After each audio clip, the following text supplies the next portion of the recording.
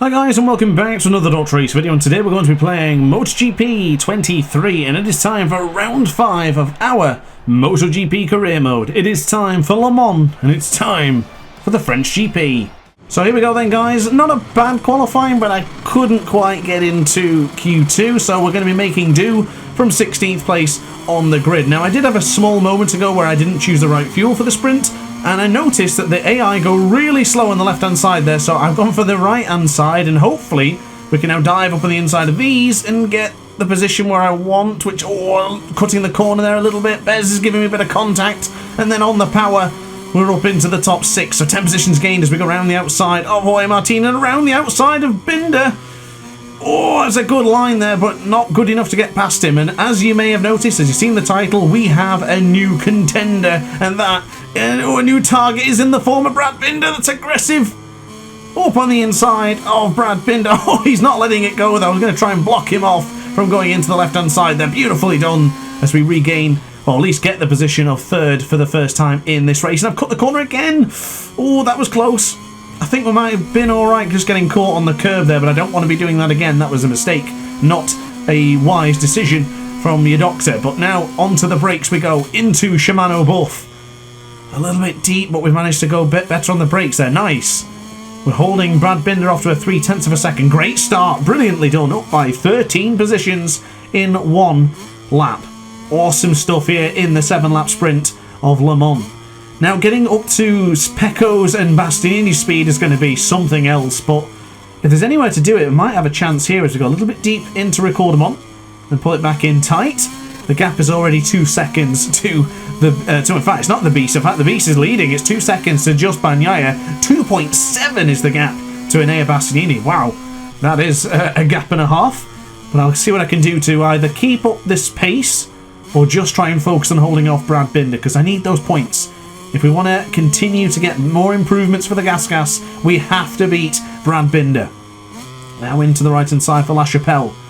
As it stands, we are now ahead of Brad Binder in the championship. I think we already are ahead, but by a couple of points. This would increase our gap to 7. And as we go deep onto the brakes into Musée, this is the left-hander for turn 7. We made contact here with Brad Binder on the lap prior, and he looks to be closing in somewhat. Thankfully, we can stay with a 3rd power option, so that should keep us busy. But if we have to drop to power setting 2, then I do fear that this race will be going in to the negatives. Brad Binder still in 4th, Martin 5th, Bez 6th with Jack Miller in 7th, and the sprint winner of the Circuit of the Americas, Maverick Vinales, is down in 8th place. Oh, steady on that brakes. Trying to just push a little bit too hard with the RC16. Doesn't take kindly to aggressive braking like that. I know Brad Binder can do it, but I am not Brad Binder. I can only dream to brake like Brad Binder. 0.2 of a second is the difference. 4.4 is now the gap to Bastianini. Those Ducatis are something else. And I don't know whether you noticed this, but after we did the Jerez test, I posted a picture into the community page, and you can quite clearly see now the Gas is the worst rated team in this MotoGP 23 career mode. We gained in fact, we gained nothing. We didn't gain a single improvement because I stayed with Bike A. Steady. Oh, Binder comes. Here he comes. Okay, defence mechanisms, people. Defensive positions, because Brad Binder is on his way. But as I was saying, yeah, check out that community page and you'll see that the Gas is the worst rated bike. Obviously, the factory Ducati, the Desmond Tedeschi GP23 bikes, are at the top of that list. Hence the reason they are now 6 seconds adrift on the 3rd lap of the sprint. They are ridiculous. We cannot even dream about having a bike like that at this stage of the championship. We're now onto the brakes into Garage Vert, dropping down all the way down to 1st gear, and hopefully we can get on the power. Now, I didn't realise this until pretty much the end of the qualifying, but I was using ride height device here, and I was losing a significant amount of time to the AI. So the ride height device for me in this track is effectively banned. I will not be using it. Maybe here once or twice, but honestly, it gave me no advantage. In fact, it was a disadvantage, and I realised at such a late point in the qualifying that it was too late, and I couldn't do anything about it. I don't know whether it would have been enough to get into Q2. Unfortunately, I don't think I saved the screenshot again. I will check. If I have, I'll put it up on the screen. But yeah, I just wasn't quick enough to get anywhere near the pace of those guys up at the front. seeing those Ducatis just bolt away is it's disheartening, but it's realistic. The gas is never going to keep up with those guys. Maybe Binder can, of course he did in the sprint race in real life, but for me it's so difficult. Either one of them or both of them gets to the front and then it's good night Vienna. They're just going to effectively help each other now with the slipstream, where we have nothing. We've got a 1 second advance to Binder though. How did that happen? Has he been attacked by Martin? Goodness me, look at the graphic in the bottom left hand corner of your screen. There's a very small gap from our red circle to the riders behind us, but there is a lot of riders queuing up behind us right now. This is Superbike 22-esque. Sometimes in Superbike 22 you could not be faster than the AI, but if you stayed ahead of them and just held them back, you could take wonderful positions. That happened a lot in my Superbike 22 career mode. I did it a lot with the Kawasaki and even then with the BMW when we moved over to the German team, but now to Shimano buffs. Good entry to the left-hander, perfect exit for the right-hander. Well, not perfect, but it was good. And the gap is still 0.8 of a second into the blue S's. Still holding that gap. What a great race it has been so far. Could we be looking at our second sprint race in, what, 5 races?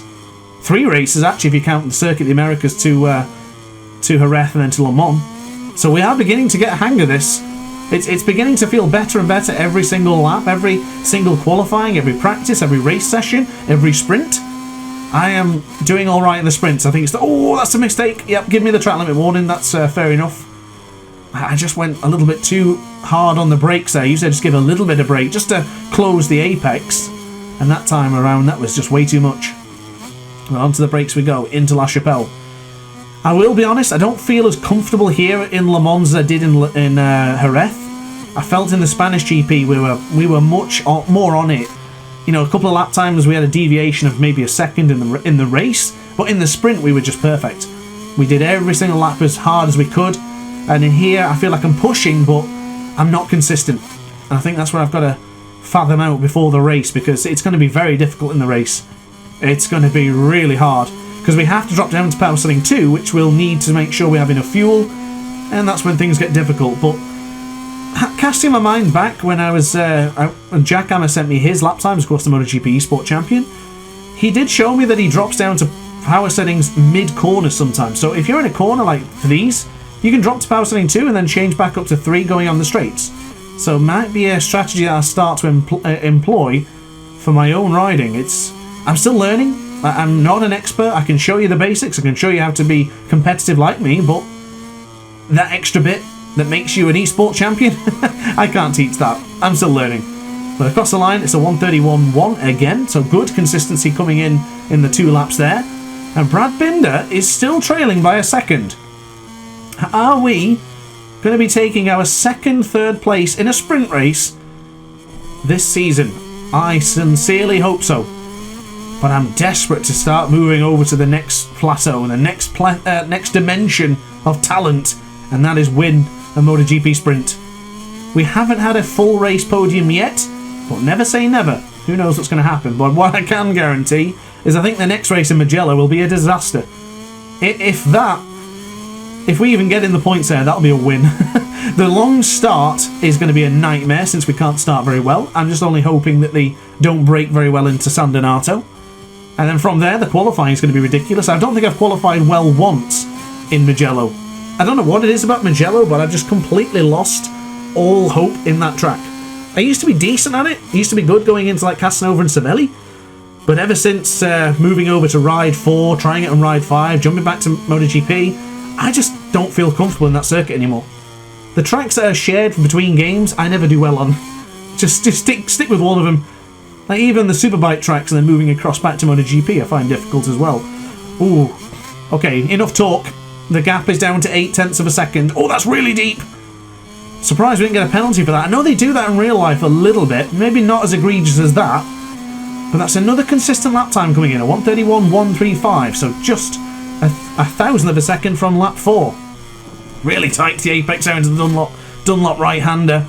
Now into turn 3 and back across to turn 4. Underneath the Dunlop bridge. We've still got... Oh, look at that wheelie. I love when that happens. You get that small wheelie and you can turn mid-air. It looks so realistic. Very nice. I like that a lot. Well, this is the final lap. Still got plenty of fuel left. I don't think we need to drop down to 2, but it's making me a little bit nervous. And now into the left-hand side for Muse. This is the last time of today's sprint. Bit eager on the power. Pushing so hard. We should have this podium now. A second is the gap to Binder. Late on the brakes into garage fair. We're going to get stopped. We are just about. And then back on the power once again. Do not use the ride height device. We don't need it. The gap to Brad Binder is still 9/10 of a second on the anchors we go. Rear wheel skipping up into the air temporarily. I didn't know Top Rack was in World Superbike MotoGP. Thought he was still with BMW. That was nice. I'm happy with that braking. That's really cool.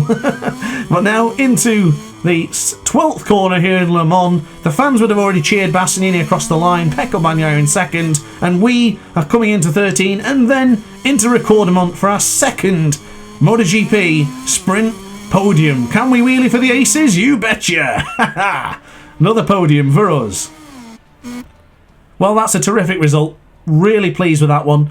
Lap times almost identical to Binder's, Martin's and Bez. It's just those Ducatis that were just doing something completely incredible. 2 seconds faster than the rest of us. Just forget it. Never worry about that. But guys, let's have a look at the championship standings. I want to see where we are against Brad Binder. And then let's just jump straight into the race, because I can't wait to see what we do in the full race conditions. Jack Miller there in 9th. He's on 38 points, tied with Marc Marquez. We're only 4 points behind the KTM team leader. So where is Brad Binder? Oh, he's behind me, of course. 7 points behind. Let's go on to the race, ladies and gentlemen. Well, god damn it, I did not expect this curveball. It's raining here in Le Mans. The heavens have opened, and we now need to try and contend against this AI. The 120% difficulty AI. This is going to be a nightmare. We didn't get a good start. Of course we didn't. We never do. But into the left-hand side. Can I get a few positions? I'm going to try as late as I can. Bit of contact with Rins. Apologies, Alex. But into the right-hander there is Miguel Oliveira. He's holding up the position. Around the outside of a few. Wow, they went really slow coming into turn 4. And now for the right-hander. Where is Binder? He's in 4th, isn't he? Martin's in 3rd. Binder 4th. Is that Bez in 5th? Or is that Luca Marini? Wow, we're so slow on the exit. Oh, back up the inside of the Frenchman. Excuse me, Johan. Yeah, no, I couldn't get that stopped. Damn it. And back on the power. Vinales is into 9th. Zarco's into 8th. We're on par with Binder for points. No, this is not good. All late on the brakes up on the inside of the Aprilia. Not bad, but what's it going to be like on the exit here? Oh, it's dreadful. We are really struggling here in these wet conditions. This is my first MotoGP experience within this MotoGP career mode in the wet. I've not done a single practice lap, a single qualifying session. This is it. And this does not feel like it did online. I had many experiences on the live GPs where it's been wet and I've had pretty good races. This doesn't feel anywhere near like it. This feels really slippy. It feels like I'm just going to lose the front at any point. I actually went for the soft option front and rear, thinking that would be the best choice here, but it just feels so slippy. I've got nothing coming out of these corners. It's just... I mean, I didn't really have much anyway coming out of the corners, did we? But and now here comes Maverick Vinales. If you're going to get me on this situation, I can't compete with that. I've just increased the traction control as well now, hoping that will give me some extra speed. Very tight to the apex of turn 3 and back into the right-hander for turn 4. No, we can't keep up with him. I don't know where I'm going to attack Maverick Vinales. I don't think I can. Oh, this is difficult. Still got a 2-point advantage to Brad Binder. So my 7-point lead has been slashed to 2. And now into the left-hand side for Muse. Oh, not got the confidence there because Miguel Oliveira. Beautifully done from the Portuguese rider. AI definitely not having to contend with the acceleration of the increase of the sort of dimension of the bike. Oh, too wide again. Here comes Quartararo. This is going bad to worse. Got the 2 factory Yamahas approaching now. But yeah, it's evident the MotoGP AI does not have to suffer with the gyroscope, with the inertia when you accelerate and the bike stands up. They don't have to care about that, clearly. Because you can see in those corners, especially like going into La Chapelle for turn 6, they just don't have to concern themselves. And then into Muse as well for turn 7. That's probably the worst one. Here comes Quartararo. He's closing in. Bit of almost a contact with the 2021 World Champion, but look how sluggish we are. I've got nothing. I have absolutely nothing contend with this one. He's trying to squeeze back with the inside of Quartararo, but he's done me well. Oh, yeah, that's a track limit. And coming... Oh, no. Oh, this is bad. Ladies and gentlemen, my first wet race here is going abysmal. I thought the interest in this one would just be Brad Binder, but the whole complexion of this round has changed on the flip of a coin. We were right there. Ahead of Binder, getting points, looking good in the sprint with a podium, and we're not even going to finish in the points in this one. I've got 12 laps of this. Oh, I'm deep again. I've got no feeling. I just can't stop the bike. I feel like I'm braking gentle, but maybe I'm braking too gentle. I just don't think I can hit the brakes any harder without dropping the front. Yeah, I've got to have to try something here. I might have to just go a bit harder. There comes Paul Espargaro, my teammate. I'm desperate to get back ahead of him. I am the team leader, let me through. Here we go, up on the inside. Nice clean move coming in on the teammate. Paul sent to 14th again. We bring on the power. Do I need to go back up to power setting 3? I don't even know at this point. I just feel like we get too much wheel spin. And we don't even have enough power to spin the wheel, so I don't know why this is a situation that we're in. Might improve our lap time here, but this has not gone to plan. Hard on the brakes we go. The first wet weather condition race for us has gone terribly. Let me know in the comments section down below, how did you guys fare in your first wet race in MotoGP career mode? I knew it'd be tough, but this was an understatement. Oh, we're deep now into record him on. Paul might be going through here. Barely holding on. Across the line, it's an improvement. We are into 143s. Is Paul going to come on through yet? Not yet. Oh my god. Pecco Bagnaia's lap time is almost 4 seconds quicker than ours. The AI are like fish. They know the wet conditions much better than we do. Very similar to what Superbike 22's AI was like. They were just unbelievable when it came to the wet conditions. And now onto the brakes into La Chapelle. Tremendously deep once more. Oh, almost lost the front. And then Paul Espargaro takes over at 13th. Can we fight back against the man who won? Oh, big kick up of spray there. I think, if I'm not mistaken, Paul Espargaro was the 2013 Moto2 World Champion. So that 13th place is somewhat symbolic. And there is Raul Fernandez. If there's one man I don't want to be beaten by, it's Raul Fernandez. Simply because I turned down that Aprilia team. And of course, recently announced the American team taking over the RNF crypto data team. And their livery looks absolutely horrendous. I mean, it is inspired by Nicky Hayden's Ducati debut. Oh, look at that round the outside. That's never going to work. Yeah, it's not going to work. Would have been impressive if it did. Must give him back the position, which we do. And therefore, we get no penalty. We're now onto the brakes. Yep, we're deep again. This is not going well. I've just got no feeling on the brakes here. I feel like I'm braking early, but too softly. So then when I do go on the brakes, it's just not enough to stop the bike. Here comes Digia. Back up at the inside of the man. Well, one of two riders to not acquire a single point in our MotoGP career mode so far. Very unfair to Digia. And across the line, it's a 144.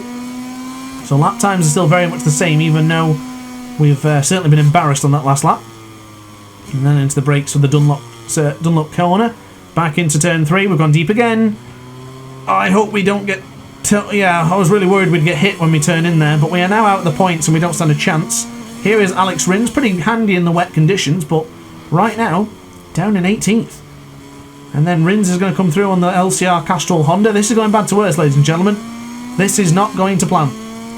I can only apologise for not being good enough in this one, but I don't think power setting 3 is doing me any favours.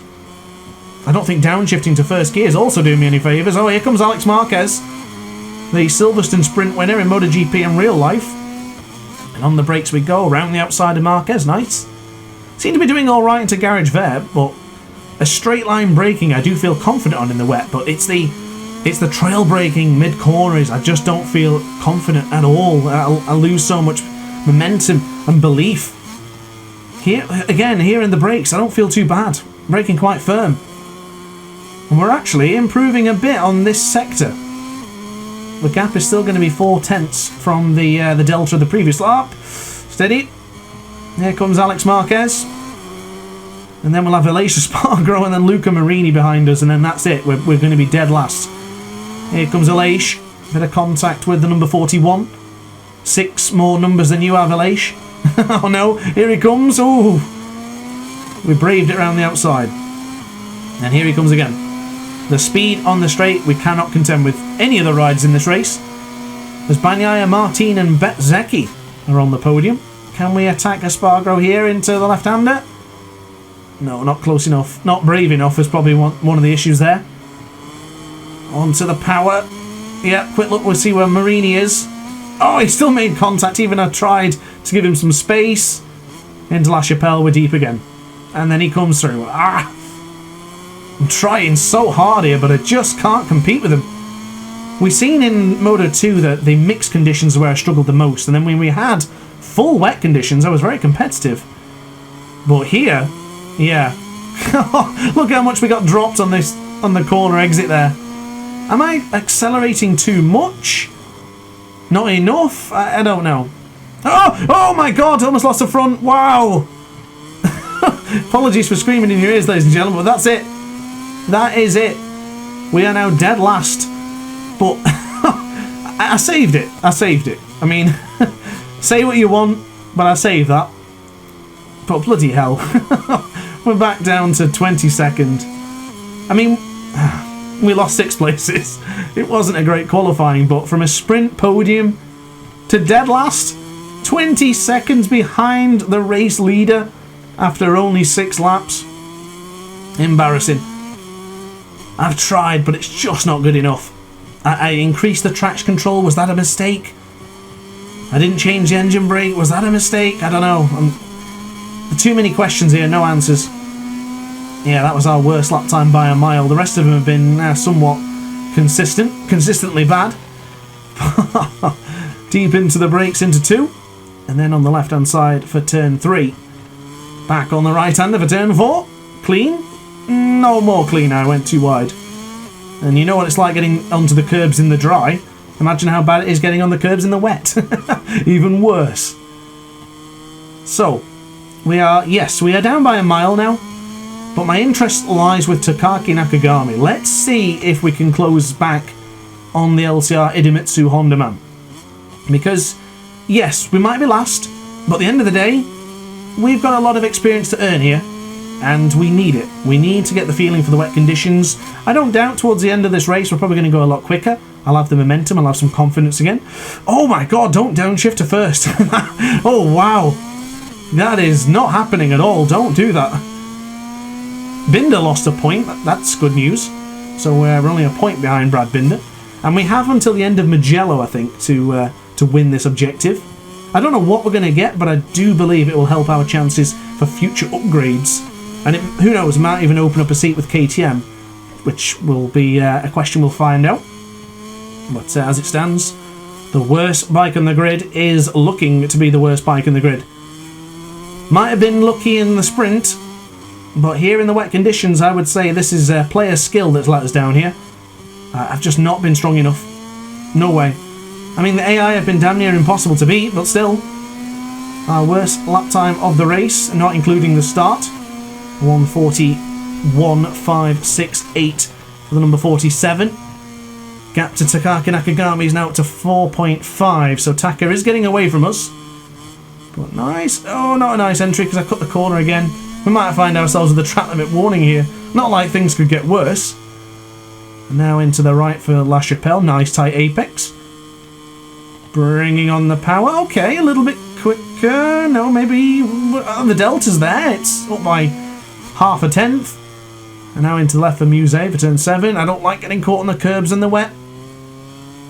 Still sticking in power steering 2 here. And still staying in second gear in those low speed corners. Is that the payoff? Will this help me? Don't downshift to first here, Matt. Keep it together. Did it help? Hard to say. I mean, we didn't have that mistake. And we are getting closer back to the lap times we set earlier on, so that's a positive. Hard on the brakes we go. Into Shimano Buff. Oh, nice and tight to the apex and flick it at the last second. Nice to stay on the track. Careful of the outside. 1/10 of a second improvement. Okay, this might not be a bad lap time after all. We have potential. Keep on pushing. As long as we don't crash, the video won't end. So just keep on going. Turn 12 it is. 13 is approaching. Can we improve our lap time? This might put us into the 139s. A little bit deep there. It's okay. Back onto the power. Yeah, okay. 139. It is. 139.968. Yay! We are now 3.2 seconds behind the leader on lap times. There is potential. Not for us, but for someone. As we're down again by 6 seconds to Taka. Careful on the power. Nice gradual power delivery there. Seemed to be a little bit better. Now into the right hand. A bit more aggressive on the brakes this time around. Maybe this is the key. Maybe we can go harder on the brakes. I think all of it's a confidence thing. If you don't have the confidence to go slamming on the brakes, then you'll never do it. Deep into the left-hander, but yeah, it is working. A little bit more aggressive on the brakes. It's paying off. This is good, because we never know when that next wet session comes up again. Into the right-hander for Garage Vert. Deep. Nice entry, though, because we then get the... Oh, didn't quite get the angle right, but when we get on the power, we have a 2.5 of a second improvement. Good, good. So getting away from the other riders and just focusing on the practice is what we're doing now. Not by choice. They seem to just batter through me. Now into turn 10. We lost a bit of time, but still good. Onto the anchors we go for the right-hander for turn 11 for the blue S's. Yeah, okay, well this is getting better now. I'm beginning to feel a lot more stronger now. Maybe because the fuel is reducing, I don't know, but it just feels a little bit easier to ride. And whether it's because the tyres have been scrubbed in or steady. Not doing well into record them though, that's where we're definitely struggling. Across the line again, it's another improvement at 139.7. There is potential. But to compete with their lap times, yeah, that's a big ask. That's a massive ask. I can't compete with that. Can you guys compete with that? Let me know in the comment section. Are you able to do a 1:36 as we get a track limit warning again here in Le Mans? Are you able to compete with that lap time? Let me know in the comment section down below as we now go onto the brakes in the right-hander for La Chapelle. That's really deep. Is that going to give me a long lap penalty? No. The game took pity on me. I half expected it to, though. I half expected it to go onto it there and it'd be like, nah, 1 lap penalty. Thankfully not, though, as we go into the left-hander. Careful. Almost felt the front go a little bit there. Brad Binder has lost another point, guys and girls. Brad Binder is now on 0 points, so we're going to have the same points at the end of this race. I can live with that, because all it means is whoever finishes in front of the other in the race in Mugello should have that objective done. I mean, the sprint race, you're only talking a couple of points, so that's why I'm not really concerning that. Oh, I thought I was going to get the long lap penalty then. I know it doesn't really matter if we get the long lap penalty, but I just don't want a long lap penalty. It would make this bad day much worse. But we're still on it. We could have another 139.7 here.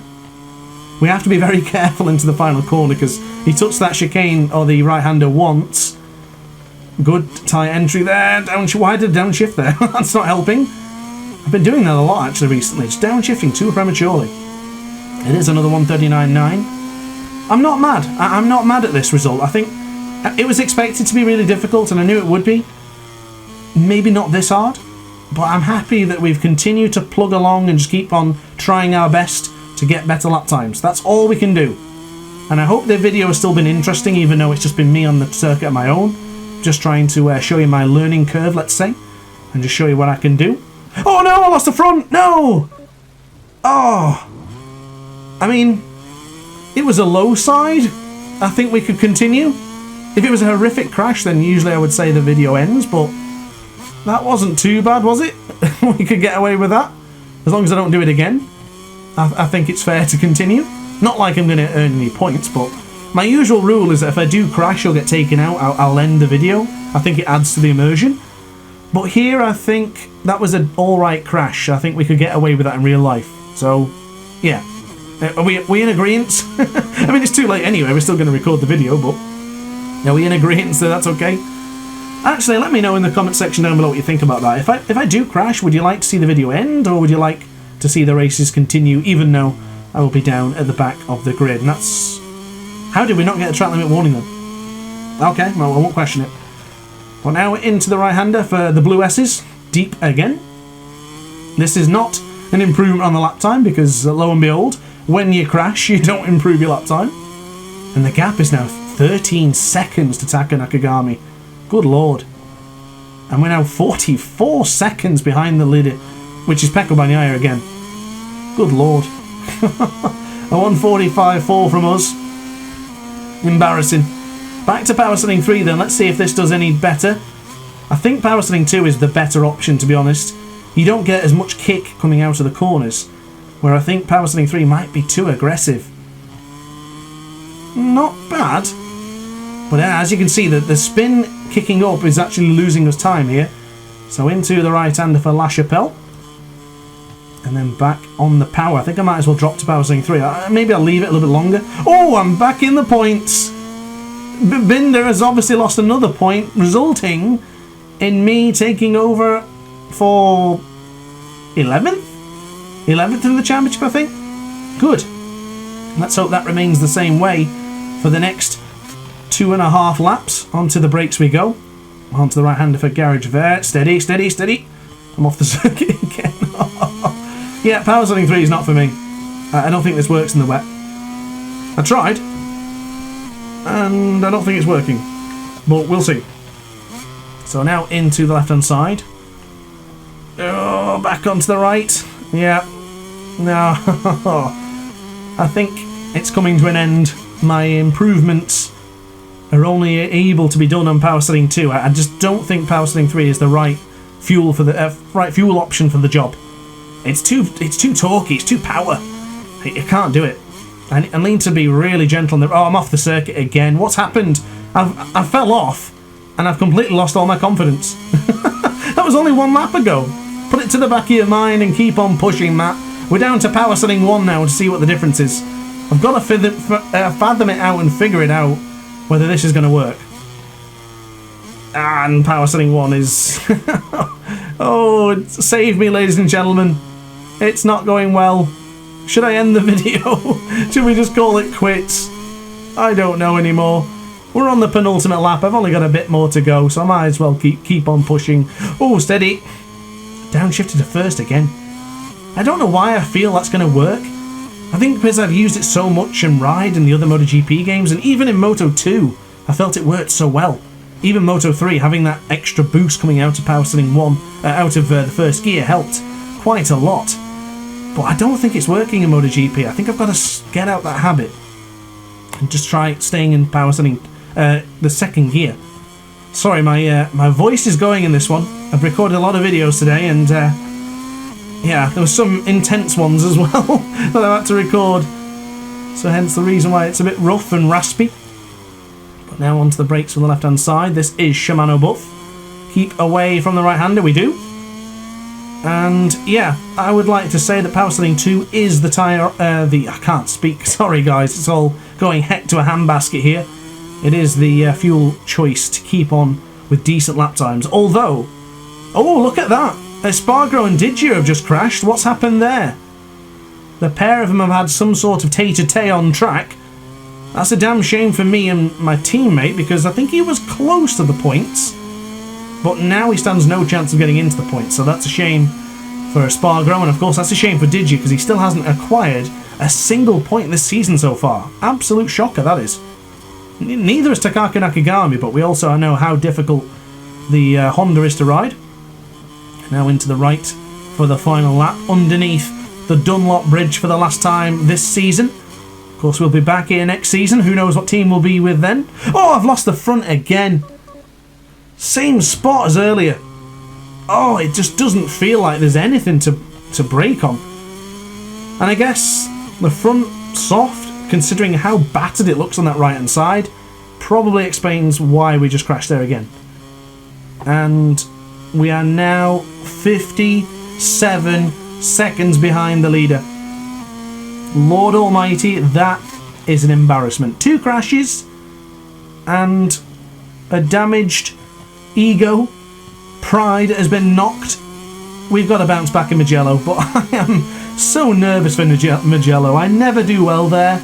A bike with low power getting across into San Donato from Bacchini is going to be a nightmare. Oh, ladies and gentlemen, it's going to be tough, but good news is we are now 2 points ahead of Brad Binder. So, oh, Marquez is now on the podium. Good to see Marc Marquez up there in third place. He's still battling it out with... can't actually see who was in third place before this moment. I think it might have been Marco Bezzecchi. So the two rivals going at it. And across the line, there is Pecco winning yet again another race. Martin will take second, Marc Marquez in third, and we take 4 points away from Brad Binder as he's obviously losing points at the end of this race. So there we are then, guys. That is the result of today's video. Pecco Bagnaia, Martin, Bezzecchi and Marquez, so your top four. Zarco Vigna. Oh, Binder finished in 10th. So that should have given him 5 points, meaning that we gained 0, of course we did. And Paul Espargaro was just 11 seconds ahead of us, so we should still be ahead of him. As we now scroll down to see the interesting part. And we are 1 more to go. 1 point. Oh, he must have regained a position. Okay, 1 point ahead of Brad Binder. We can do this. We're almost there for 10th place in the championship. As Pecco Bagnaia is just running away with the championship. 63 points now ahead of Bassanini. But guys, there's not really much else for me to show you now because everything is pretty much status quo. Nothing interesting for the Gas Factory Racing team, to be honest. So I think I'll leave it there. But guys, it's been a pleasure to make this video for you. I do hope you enjoyed. If you did, let me know in the comments section down below. And I'll see you in the next video. Ciao for now. Oh hi, didn't quite see you there. Good to see you're still here. If this video didn't quite sate your appetite, then why not watch some more DrAce content by clicking the video shown on screen now. Furthermore, if you would like to follow me on social media, you can do so now with the links down in the description. Consider subscribing so you don't miss a single DrAce video.